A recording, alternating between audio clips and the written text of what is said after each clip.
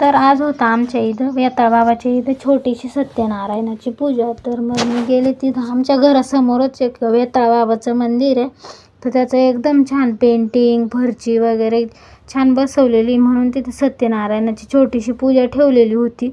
मग त्याच्यासाठीच आम्ही सगळे गेलो। माझे गँग तर माझ्यासोबतच असते, तुम्हाला माहीतच आहे। तर मग तिथं वेताळ बाबाचं मंदिर आहे आणि तिथं साती आश्रम आता पण आहे। तर मग तिथं ते गुरुजी आलेले होते, एकदम छान सत्यनारायणाची कथा सांगत होते आणि गोदू आजी पण होती तिथं। आणि एक तो शाळेतच चाललेला होता, तो वरतूनच बघत होता आम्हाला, तिथं बसलेलो होतो आम्ही। आणि छानशी पूजा झाली आणि कल्पना काकूनी प्रसाद वगैरे नैवेद्य छानसा दाखवला आणि सर्वांनी गुरुजींचा आशीर्वाद घेतला। आरती पण झाली खूप छान, त्यांनी सत्यनारायणाची कथा सांगितली आणि आरती सर्वांना एक एक करून दिली सर्वांना।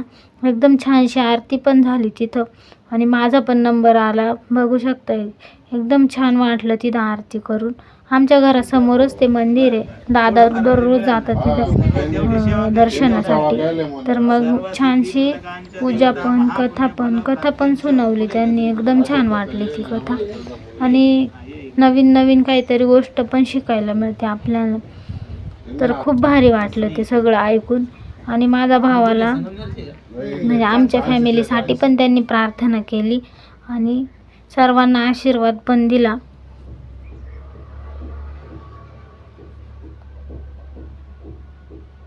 तर त्याच्यानंतर मग त्यांची पूजा संपल्यानंतर सर्वांनी त्यांच्या पाया पण पडले आणि आशीर्वाद घेतला।